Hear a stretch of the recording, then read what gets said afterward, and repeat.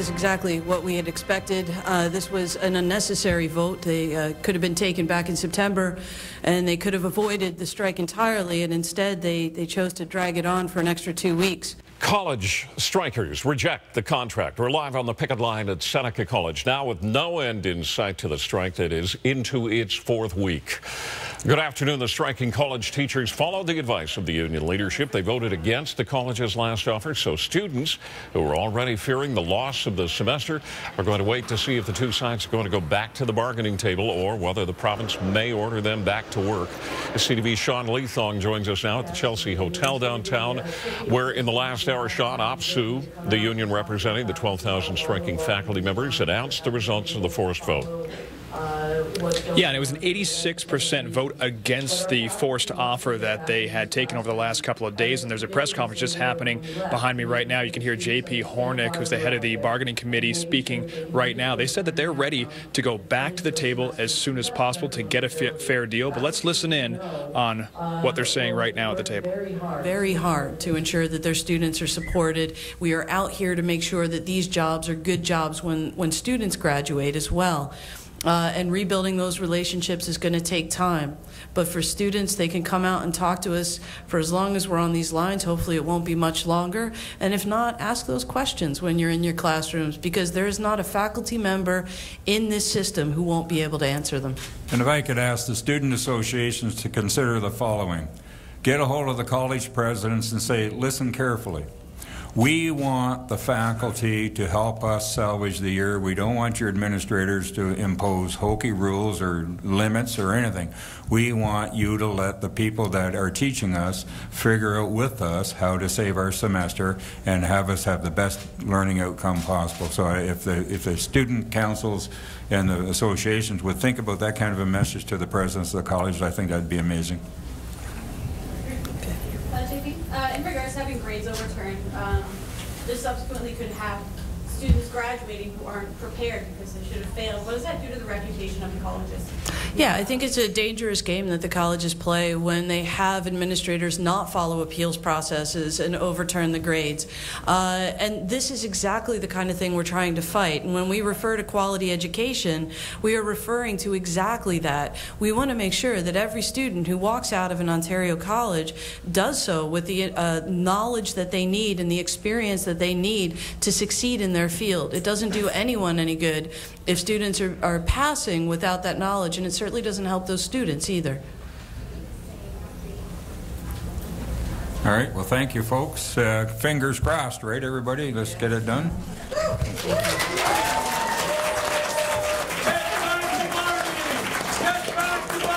All right, so that is one side, but I understand right now that Deb Matthews is speaking, so let's listen in there. Out from the LRB, as it turns out. Yeah, there's a couple hundred. Yeah. Had a mock table I'm not going to speculate about what will go on at that table. No, but you need to push these folks together. And where does the movement need to come from? I would say that both parties share the failure. And it is a failure. Make no mistake about it. And both parties need to recognize that what their approach to this date has not resulted in any kind of success. They have to focus on students, get those students back to the table. Back to the fund for a second. Like, are the colleges being forced to hand over that money, or how will you make them do that? They've agreed to participate. So where are you going to be this afternoon? I'll tell you, I'm not going to be in a vehicle. Okay. What other options are there besides back to work legislation? Can you ask them to arbitration, or this can be done? So right now, I'm just going to leave it at there are a range of options, and we are not ruling anything out right now. Is there a way to change the process so that these 500,000 kids aren't a bargaining chip? That's a very good question, and we are going to be looking at the process. Thank you.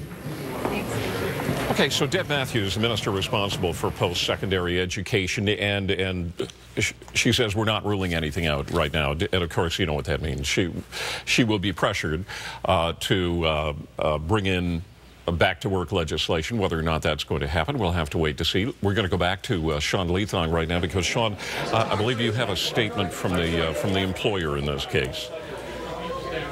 I do, Ken, and you heard the press conference just wrapped up a little while ago. There's a lot of college faculty workers here cheering on OPSU leadership. You heard Smokey Thomas speaking a little before, J.P. Hornick, the head of the bargaining committee, from their side. But we have a statement from the College Employer Council. It reads as follows. Ontario College faculty have exercised their democratic right and by rejecting the offer have chosen to continue the strike. This is a terrible result for the 500,000 students who remain out of the class. I completely sympathize with our students who have been caught in the strike for more than 4 weeks.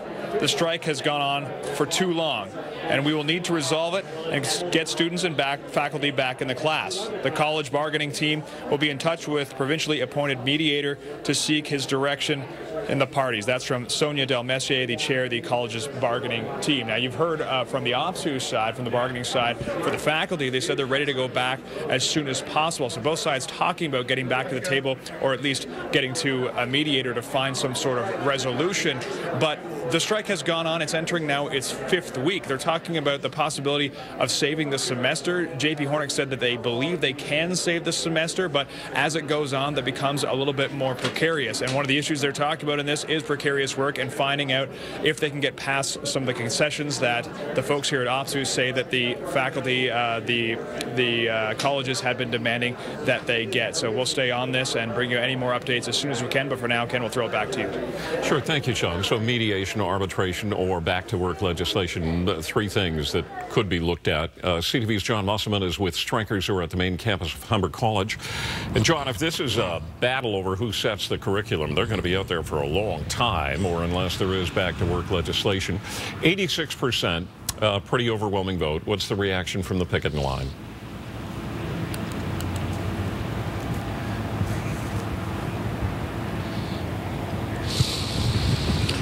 Well, Ken, actually, it's pretty positive. I guess the silver lining here is the fact that now that this labor relations vote has been taken and it's been rejected, there's really those 2 main options you were just talking about. The 2 sides will have to get back together and try to hammer out a deal, or else they're looking at back-to-work legislation. So there is positive feelings here that this will force the 2 sides back to the table. Now, here at Humber College's main campus, the pickets are still up. We were here this morning. They're still going up and down the sidewalks here. They're holding cars back, but for just a few seconds before they're let inside. Morale seems pretty good here. We spoke to a lot of faculty members when the news broke that this contract offer was flatly rejected. Here's what they had to tell us just a short time ago. Oh, I think they should be back at the table tonight. I know the faculty bargaining team all along has said we're ready to negotiate. The colleges have refused to meet at the table for the last several weeks. So you think the college tried to do an end run around the membership? Oh, absolutely. Absolutely. The college has delayed, has put out a lot of misinformation as well, and I think the faculty stood up to that, and it was difficult for faculty because they would rather be in class. The original offer that the colleges made was not satisfactory, not good for students, not good for faculty, and we're hopeful that we will get a contract that will help the education system, the college education system, the way it should be. Faculty has given a loud message that we want to negotiate and bargain and reach a deal that's fair. And as you heard from Bob Balfe there, he's hoping that negotiations will resume either late this afternoon or possibly tonight and go through Friday and the weekend, and hopefully they can get kids back into school here next week. But it'll all depend on what happens and when they can get back to the bargaining table. Reporting live outside Humber, I'm John Musselman. I'll send it back to you. Thank you, John. So we heard from Deb Matthews, the minister responsible for post-secondary education, not ruling anything out. Paul Bliss joins us now from Queen's Park. Paul, to this point, the minister and the premier have said the collective bargaining process should run its course. Well, now contracts rejected on the forced vote. One of the options, everybody wondering about the possibility of back-to-work legislation. Yeah, Ken, back-to-work legislation is the big stick in this. It's a powerful tool and would probably have students back in class within a couple of days. I'll get to that in a moment. The Premier is hinting that back-to-work legislation is still an option for her. It's sort of a last resort. She's holding a meeting with the 2 sides this afternoon, actually. She released a statement as soon as the vote was announced, saying that she is calling the 2 sides together. She's personally going to sit down with them and have a conversation. What will result from this, we don't know. know. Is she going to offer anything new? We don't know, but have a listen to what she said in the House this morning immediately after the union said no. I want to read to the legislature and the people of Ontario the statement that I have sent out in the wake of this vote, Mr. Speaker. Students have been in the middle of this strike for too long, and it's not fair. This afternoon, I will be meeting, along with the Minister of Advanced Education and Skills Development, with the bargaining unit chairs of the College Employer Council and OPSU CAATA to discuss how we can resolve this situation immediately and get students back to class where they belong. We are looking at all of our options, but I am hopeful that an agreement to return students to class immediately can be reached by the parties. So, Mr. Speaker, the Minister and I will be meeting with the parties this afternoon. Today's vote puts us right back where we were on October 16th, except that students have lost 5 full weeks of time in classroom and have no idea when they will be getting back to school. No amount of hardship funding is going to help students, some of whom are experiencing extreme mental health distress, who see a government that doesn't seem to care about them or their future. Well, back-to-work legislation may seem simple, and yes, the government has a majority so it can pass it. It's not. Back-to-work legislation is never popular with the unions. It alienates them, and so the Premier would be reluctant to do that, except as a last resort. And even if she tables it, if there's unanimous consent among all parties, back-to-work legislation could be passed in one day. But traditionally, the NDP have opposed it, and so they can drag it out another 3 or 4 days.